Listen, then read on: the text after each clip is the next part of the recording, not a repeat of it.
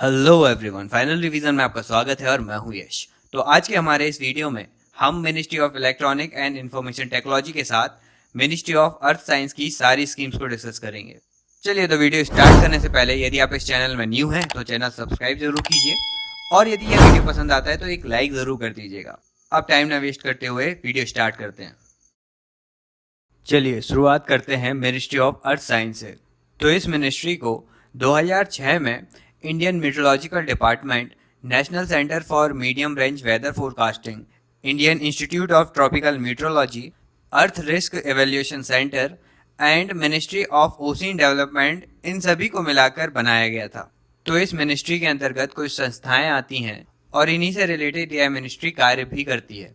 तो ये संस्थाएं हैं national centre for coastal research, Indian institute of tropical meteorology Pune, Indian meteorological department new Delhi, national centre for seismology new Delhi, Indian national centre for ocean information service Hyderabad, national centre for medium range weather forecasting Noida Uttar Pradesh, national centre for Antarctic and ocean research Goa, national institute of ocean technology Chennai, earthquake risk evaluation centre, Indian tsunami early warning centre Hyderabad, centre for marine living resource and ecology Kochi और national centre for earth system science Thiruvananthapuram. तो ये सारे institutions इस ministry के अंतर्गत आते हैं। चलिए, तो अब इस मिनिस्ट्री की योजनाओं की बात कर लेते हैं। तो सबसे पहले बात करेंगे national monsoon mission phase 2 2017 to 20। तो नेशनल मॉनसून मिशन का बैकग्राउंड यह है कि पृथ्वी विज्ञान मंत्रालय के अर्थ सिस्टम साइंस ऑर्गेनाइजेशन ने राष्ट्रीय मानसून मिशन को वर्ष 2012 में प्रारंभ किया था। इस मिशन का उद्देश्य मानसून के पूर्वानुमान के लिए पूर्वानुमान प्रणाली की स्थापना करना था और इसके तहत high resolution coupled dynamic prediction system की स्थापना भी की गई। और अब 2017 से 2020 के लिए मानसून मिशन 2 प्रारंभ किया गया है। इसमें अनुप्रयोगों के आधार पर चरम स्थितियों वाले मौसम के पूर्वानुमान के लिए पूर्वानुमान तंत्र को विकसित करने की बात कही जा रही है और इसका निष्पादन IITM पुणे के द्वारा किया जाएगा।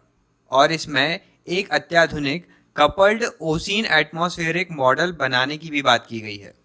चलिए, तो ये सारे डिटेल्स थे इस योजना के। अब आगे बात करते हैं सफर के बारे में, जो है system for air quality and weather forecasting and research. तो सफर का विकास IITM पुणे ने किया और इसका परिचालन इंडियन मीटरोलॉजिकल डिपार्टमेंट कर रहा है।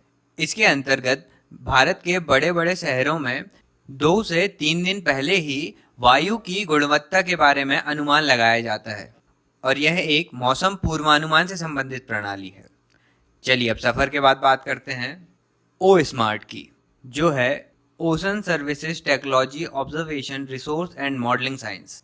तो इसके अंतर्गत महासागरीय विकास गतिविधियों जैसे सागरीय सेवाओं, प्रौद्योगिकी संसाधनों, अवलोकन और विज्ञान से संबंधित 16 सब स्कीम्स कवर होती हैं, जिसके तहत समुद्री अर्थव्यवस्था को आगे बढ़ाने का काम किया जाता है और कोस्टल ऑब्जर्वेटरी बनाई गई है। मरीन पॉल्यूशन का अध्ययन भी किया जाता है तथा मछुआरों को मदद भी पहुंचाई जाती है। इसकी nodal agency ocean thermal energy conservation plant है और यह ओ smart sustainable development goal number 14 को कवर करता है, जिसमें महासागरों और समुद्री संसाधनों के संधारणीय उपयोग और उनके संरक्षण की बात की गई है। चलिए, अब ओ स्मार्ट के बाद बात करते हैं जेमिनी के बारे में, जो है Gagan enabled marine instrument for navigation and information device. तो यह एक कम लागत वाला उपकरण है जो potential fishing zone, ocean states forecast तथा आपदा की चेतावनियों और मछुआरों के लिए पूर्वानुमान को जारी करने के लिए गगन उपग्रह प्रणाली का यूज करता है। गगन का फुल फॉर्म है GPS added geo augmented navigation और इस उपकरण को पृथ्वी विज्ञान मंत्रालय के अधीन Indian national centre for ocean information services ने एयरपोर्ट अथॉरिटी ऑफ इंडिया की सहायता से बनाया है। चलिए, तो इसी के साथ अब मिनिस्ट्री ऑफ अर्थ साइंस की सारी स्कीम्स कवर होती हैं। अब आगे बढ़ते हैं। अब बात करते हैं ministry of electronic and information technology के बारे में। तो इसे 2016 में ministry of communication and information technology से अलग करके बनाया गया था। यह मिनिस्ट्री IT पॉलिसीज बनाने, तथा इलेक्ट्रॉनिक्स इंडस्ट्रीज से रिलेटेड स्ट्रेटेजी और डेवलपमेंट के लिए जानी जाती है। और इसके अंतर्गत आने वाली एजेंसीज के नाम है national informatics centre NIC, standardisation testing and quality certification directorate, control of certifying authority, cyber appellate tribunal, semiconductor indicated circuit layout design registry, Indian computer emergency response team ICERT और IN रजिस्ट्री, तथा CDEC centre for development of advanced computing और centre for material for electronics technology CMAT, ये दोनों भी इसी ministry के अंतर्गत आते हैं। चलिए अब इसकी स्कीम्स डिस्कस करते हैं। तो सबसे पहले बात करेंगे डिजिटल इंडिया प्रोग्राम की। तो इस कार्यक्रम के अंतर्गत नागरिकों को यूटिलिटी के तौर पर डिजिटली इंफ्रास्ट्रक्चर प्रोवाइड करना है तथा मांग आधारित गवर्नेंस और सर्विसेज प्रदान करना है और नागरिकों को डिजिटल रूप से एम्पावर भी करना है। अब इस कार्यक्रम के 9 पिलर्स हैं, जो हैं ब्रॉडबैंड हाईवे, मोबाइल कनेक्टिविटी तक सार्वभौमिक पहुंच, सार्वजनिक इंटरनेट पहुंच कार्यक्रम, ई गवर्नेंस, प्रौद्योगिकी के माध्यम से शासन में सुधार करना, e Kranti national e governance programme 2.0, information for all, electronics विनिर्माण और नौकरियों के लिए इंफॉर्मेशन टेक्नोलॉजी तथा अर्ली हार्वेस्ट प्रोग्राम। तो इन पिलर्स पर काम करता है डिजिटल इंडिया प्रोग्राम और इसे सुचारू बनाए रखने के लिए जहां पर भी ज़रूरत होगी वहां पब्लिक प्राइवेट पार्टनरशिप भी अपनाई जाएगी। अब इस प्रोग्राम का मैनेजमेंट ये सारी समितियां करती हैं, जिसमें सबसे पहले डिजिटल इंडिया सर्विलेंस कमेटी होती है जिसके हेड होते हैं प्रधानमंत्री। उसके बाद आता है डिजिटल इंडिया एडवाइजरी ग्रुप जिसके head electronic and information technology minister होते हैं और कैबिनेट सचिव की अध्यक्षता में एक अपेक्स कमेटी भी होती है। तो ये सारी बातें थी डिजिटल इंडिया मिशन के बारे में। अब बात करते हैं जीवन प्रमाण के बारे में। तो यह पेंशन भोगियों के लिए आधार बायोमेट्रिक प्रमाणन आधारित डिजिटल लाइफ सर्टिफिकेट है। अब इसमें होता यह है कि जितने भी पेंशन भोगी व्यक्ति हैं उन्हें अपने खाते में पेंशन की राशि जारी रखने के लिए प्रत्येक वर्ष के नवंबर माह में स्वयं जाकर जीवन प्रमाण पत्र प्रस्तुत करना होता है। लेकिन अब इस प्रोसेस को डिजिटल कर दिया गया है, जिसमें कॉमन सर्विस सेंटर, बैंकों और सरकारी कार्यालयों के द्वारा संचालित विभिन्न जीवन प्रमाण केंद्रों के माध्यम से डिजिटल लाइफ सर्टिफिकेट प्राप्त किया जा सकता है या फिर PC, मोबाइल या टैबलेट के माध्यम से क्लाइंट एप्लीकेशन का यूज करके भी DLC प्राप्त किया जा सकता है। और यह सुविधा केंद्र सरकार और राज्य सरकार तथा किसी अन्य सरकारी संगठन के पेंशन भोगियों के लिए उपलब्ध है। चलिए अब इसके बाद बात करते हैं प्रधानमंत्री ग्रामीण डिजिटल साक्षरता अभियान की। तो इसका उद्देश्य था 31 मार्च 2020 तक पात्र परिवारों के ऐसे व्यक्ति जो डिजिटल दुनिया से बिल्कुल अलग हैं और जिन्होंने डिजिटल डिवाइस का यूज करना सीखा ही नहीं है, तो इनके 40% ग्रामीण परिवारों तक पहुंच स्थापित करते हुए 6 करोड़ ग्रामीण परिवारों को डिजिटल रूप से साक्षर बनाना है। और इस अभियान का क्रियान्वयन कॉमन सर्विस सेंटर के माध्यम से स्पेशल पर्पस व्हीकल के द्वारा किया गया और नागरिकों को कंप्यूटर तथा डिजिटल उपकरण को संचालित करने, उन्हें चलाने तथा उनके माध्यम से डिजिटल भुगतान करने के लिए प्रशिक्षण दिया गया। चलिए तो इस अभियान के बाद बात करते हैं साइबर स्वच्छता केंद्र की। तो साइबर स्वच्छता केंद्र को botnet cleaning and malware analysis centre भी कहा जाता है और यह साइबर सुरक्षा नीति का एक अंग है, जिसमें बॉटनेट या मालवेयर के खतरों के बारे में सूचना प्रदान की जाती है और उसके उपचारात्मक कार्यों के लिए सुझाव देकर डिजिटल इंडिया के IT इंफ्रास्ट्रक्चर की साइबर सुरक्षा को बढ़ावा दिया जाता है। और इसका संचालन इंफॉर्मेशन टेक्नोलॉजी एक्ट 2000 की धारा 70B के प्रावधानों के अनुसार computer emergency response team CERT-IN के द्वारा किया जा रहा है। अब इस कॉमन सर्विस सेंटर के माध्यम से कुछ टूल्स भी प्रदान किए गए हैं। चलिए उनके बारे में जानते हैं। तो पहला टूल है एम कवच। तो यह ऐप मोबाइल उपकरणों के लिए है, जिसमें एंड्रॉयड मोबाइल यूजर्स को डिजिटली होने वाले खतरों से सुरक्षा प्रदान की जाती है। फिर अगला टूल आता है USB रेजिस्टेंस। इसके माध्यम से USB, memory card, external hard disk, जितने भी एक्सटर्नल स्टोरेज डिवाइसेस हैं उनको क्लीन रखने के लिए सुरक्षा प्रदान की जाती है। यह एक USB रक्षक है। अब साइबर स्वच्छता केंद्र का अगला टूल है ऐप संविद। तो यह मुख्यतः डेस्कटॉप के लिए है, जिसमें व्हाइट लिस्टिंग के माध्यम से वास्तविक एप्लीकेशन को इंस्टॉल करने की अनुमति प्रदान करता है। मतलब ऐप संवित के माध्यम से पहले डिसाइड किया जाएगा कि कोई भी ऐप इंस्टॉल करने के लायक है या नहीं डेस्कटॉप में, उसके बाद अनुमति प्रदान की जाएगी कि ऐप इंस्टॉल हो सकता है। तो ये सारी बातें थी साइबर स्वच्छता केंद्र के बारे में। अब बात करते हैं नेशनल सुपर कंप्यूटिंग मिशन की। तो इस मिशन का लक्ष्य वर्ष 2022 तक देश में राष्ट्रीय महत्व के एजुकेशनल एंड रिसर्च इंस्टीट्यूट्स में कुछ टेराफ्लॉप्स से लेकर सैकड़ों टेराफ्लॉप्स के सुपर कंप्यूटर का एक नेटवर्क और 3 पेटाफ्लॉप के बराबर या उससे अधिक की क्षमता वाली 3 प्रणालियों को स्थापित करना है। और इस अभियान को centre for development of advance computing IISc Bangalore, department of science and technology तथा इलेक्ट्रॉनिक और सूचना प्रौद्योगिकी विभाग के द्वारा संयुक्त रूप से क्रियान्वित किया जा रहा है। और इनके माध्यम से राष्ट्रीय एकेडमिक और शोध तथा विकास संस्थाओं को और अधिक सक्षम बनाने के लिए 70 उच्च क्षमता युक्त कंप्यूटिंग सुविधाओं वाला एक विशाल कंप्यूटर ग्रिड स्थापित करने की बात की जा रही है। तो ये सारी बातें थी राष्ट्रीय सुपर कंप्यूटर अभियान की। तो चलिए अब बात करते हैं स्त्री स्वाभिमान के बारे में। तो इस परियोजना के अंतर्गत भारत में खास तौर पर महिला उद्यमियों के द्वारा संचालित कॉमन सर्विस सेंटर्स पर छोटी सैनिटरी नैपकिन उत्पादन इकाइयां स्थापित की जा रही हैं और इन्हें स्वाभिमान ब्रांड के नाम से बेचा जाएगा।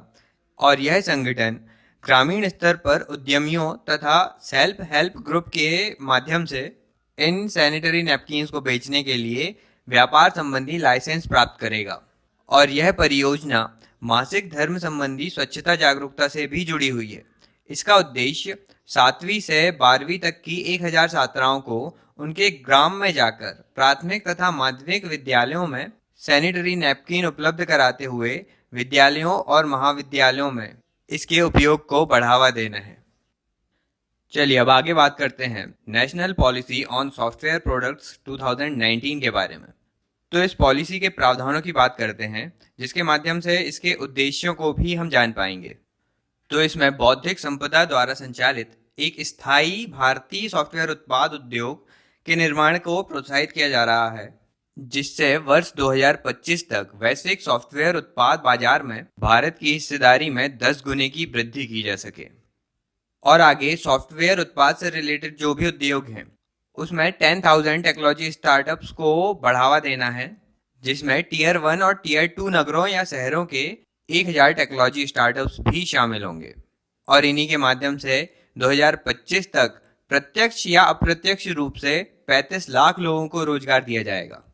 अब इस पॉलिसी के अंतर्गत प्रतिभा पूल का भी निर्माण किया जाएगा, जिसमें 10,000 प्रोफेशनल्स के माध्यम से 10,000 इंफॉर्मेशन टेक्नोलॉजी के प्रोफेशनल्स के स्किल को और डेवलप किया जाएगा और 1 लाख स्कूल और कॉलेज के विद्यार्थियों को प्रोत्साहित भी किया जाएगा इस ओर। और आगे 20 क्षेत्रवार या रणनीतिक रूप से स्थित सॉफ्टवेयर उत्पाद विकास क्लस्टर, मतलब एक क्लस्टर आधारित नवाचार संचालित परिवेश का निर्माण किया जाएगा, जिसमें वे सारी सुविधाएं होंगी जो इन उद्योगों के विकास के लिए आवश्यक होंगी। और आगे नेशनल सॉफ्टवेयर प्रोडक्ट मिशन को चलाने की भी बात की गई है। तो ये सारे डिटेल्स थे national policy on software products 2019 के बारे में। अब आगे बात करते हैं सॉफ्टवेयर टेक्नोलॉजी पार्क के बारे में। तो इसका बैकग्राउंड यह है कि पहली सॉफ्टवेयर पॉलिसी 1986 में आई थी और इसी के तहत 1991 में सॉफ्टवेयर टेक्नोलॉजी पार्क योजना आरंभ की गई, जो 100% निर्यातोन्मुखी योजना है। मतलब इसमें 100% export oriented units, export processing zone और साइंस पार्क या टेक्नोलॉजी पार्क को इंटीग्रेट किया गया है। अब इस योजना में एक्सपोर्ट का मेन फोकस होता है कंप्यूटर सॉफ्टवेयर्स पर। अब इसमें कोई भी कंपनी भारत के किसी भी स्थान पर सॉफ्टवेयर टेक्नोलॉजी पार्क स्थापित कर सकती है और 100% फॉरेन इक्विटीज की अनुमति दी गई है इसमें। और यदि ये कंपनियां डोमेस्टिक टैरिफ एरिया में इन प्रोडक्ट को एक्सपोर्ट करती हैं तो डोमेस्टिक एरिया में उन्हें 50% की कमी करते हुए प्रोडक्ट्स को एक्सपोर्ट करना होगा। तो ये थी सॉफ्टवेयर टेक्नोलॉजी पार्क योजना। अब हम बात करेंगे modified electronics manufacturing cluster scheme की, जो है EMC 2.0। इसका बैकग्राउंड यह है कि ministry of electronics and information technology ने वर्ष 2012 में ईएमसी योजना 1.0 को अधिसूचित किया था और ईएमसी 1.0 2017 तक आवेदन की प्राप्ति के लिए उपलब्ध था और 2017 के बाद परियोजना में फंड के वितरण के लिए अगले 5 वर्षों तक 2022 तक इसकी अवधि बढ़ा दी गई है और यह राष्ट्रीय इलेक्ट्रॉनिक नीति 2019 के अंतर्गत आता है और ईएमसी 2.0 इलेक्ट्रॉनिक्स विनिर्माण क्लस्टर और कॉमन फैसिलिटी सेंटर्स दोनों की स्थापना के लिए सहायता प्रदान करता है और इसके अंतर्गत इलेक्ट्रॉनिक मैन्युफैक्चरिंग के लिए बुनियादी अवसंरचना, विशिष्ट सुविधाएं और ईएसडीएम इकाइयों को स्थापित करते हुए ईएमसी सेंटर्स बनाए जाएंगे और इसके माध्यम से इस क्षेत्र में भारत में बड़ी कंपनियों को विनिर्माण परिवेश प्रदान करके उन्हें इस क्षेत्र में आकर्षित करने की बात की जा रही है। चलिए अब अगला टॉपिक है scheme for promotion of manufacturing of electronics component and semiconductors.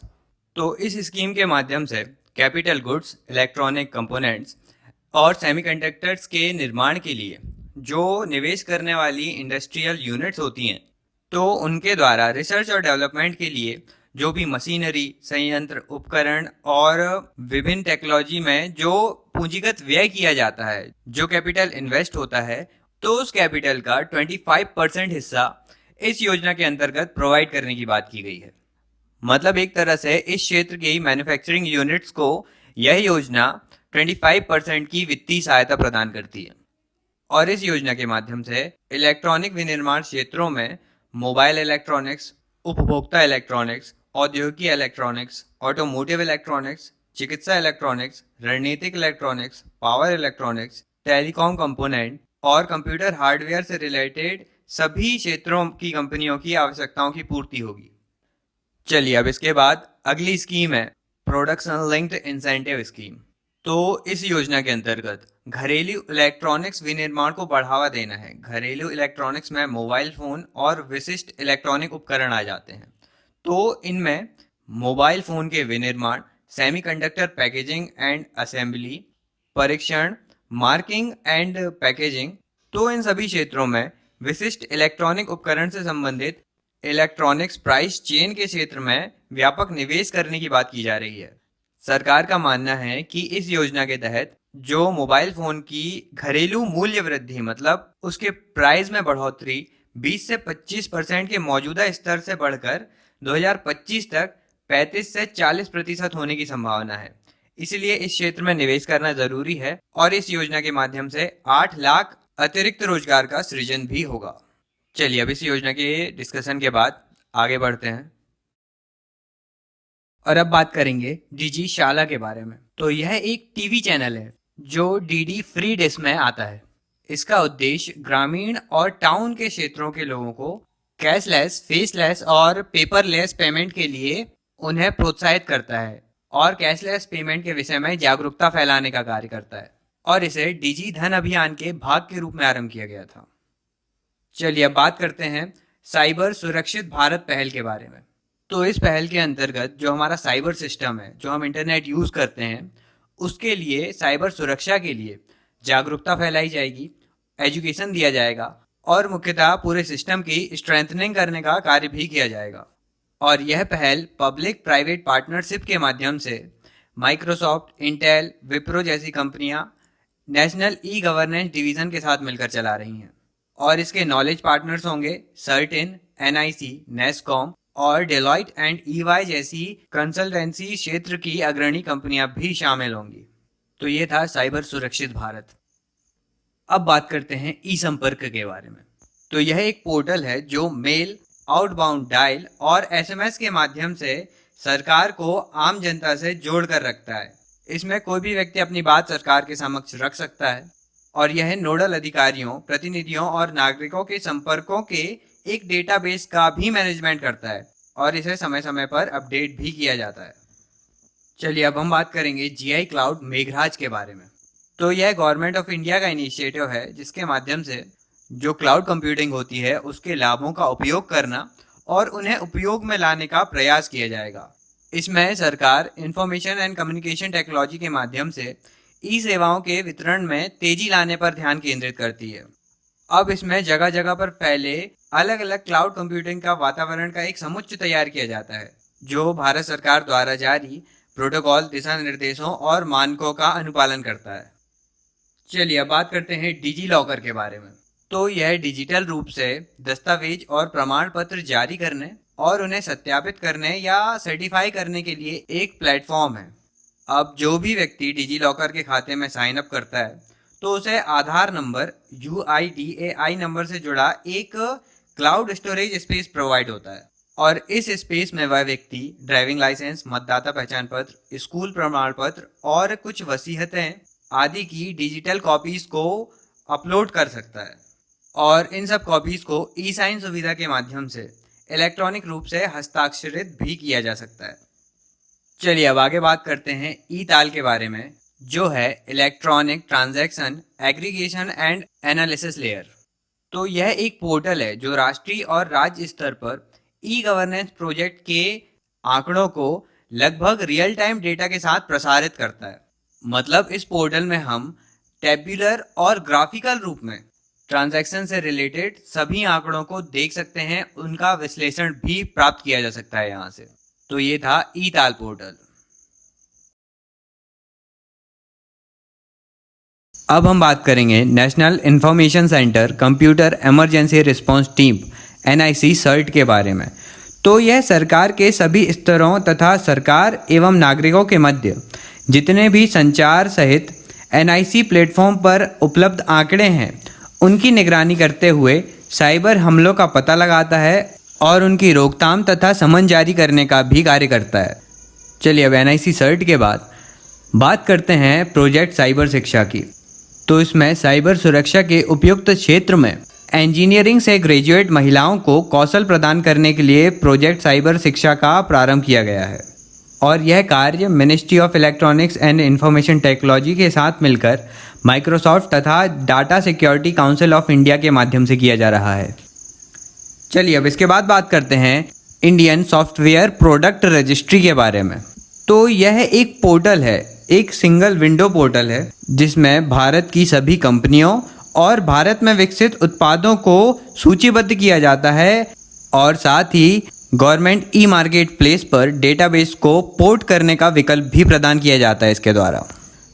चलिए अब हम बात करेंगे build for digital India programme के बारे में। तो इसे ministry of electronics and communication technology Google के साथ मिलकर चला रहा है। इसमें एक प्लेटफॉर्म प्रोवाइड किया जाता है जिसमें इंजीनियरिंग के छात्रों के माध्यम से जो बाजार की मांग है उसे ध्यान में रखते हुए स्वास्थ्य, कृषि, शिक्षा, स्मार्ट शहर, अवसंरचना, महिला सुरक्षा आदि जैसे मामलों पर इनसे रिलेटेड समस्याओं के लिए इस मंच पर समाधान प्रोवाइड किया जा सकता है। मतलब यह एक प्लेटफॉर्म हो गया जिसमें इंजीनियरिंग के स्टूडेंट्स अपने आइडियाज़ को दे सकते हैं विभिन्न क्षेत्रों में समस्याओं के समाधान के लिए। चलिए अब बात करते हैं hack the crisis India online hackathon के बारे में। तो यह global hack the crisis movement का एक भाग है जो 48 घंटे की एक ऑनलाइन हैकेथॉन होगी, और इसमें भाग लेते हुए टेक्नोलॉजी और स्टार्टअप्स के जितने भी उद्यमी हैं वे कोरोना वायरस संकट की रोकथाम के लिए अपने जो भी सॉल्यूशंस हैं उसको पेश करेंगे, और साथ ही ये जो कोरोना का संकट है उसके बाद की जो स्थिति होने वाली हैं तो उन समस्याओं का समाधान भी विकसित किया जाएगा। तो अब यहाँ पर ministry of electronic and information technology की सारी स्कीम हमने कवर कर ली, और आज का वीडियो भी बस इतना ही रखते हैं। और यदि लेक्चर पसंद आया तो लाइक ज़रूर कीजिए और दोस्तों के साथ शेयर ज़रूर कीजिएगा, और यदि आप इस चैनल में न्यू हैं तो चैनल को सब्सक्राइब ज़रूर कीजिए क्योंकि अभी बहुत कुछ आना बाकी है। चलिए मिलते हैं अगले वीडियो में एक नए टॉपिक के साथ। Thank you so much for listening.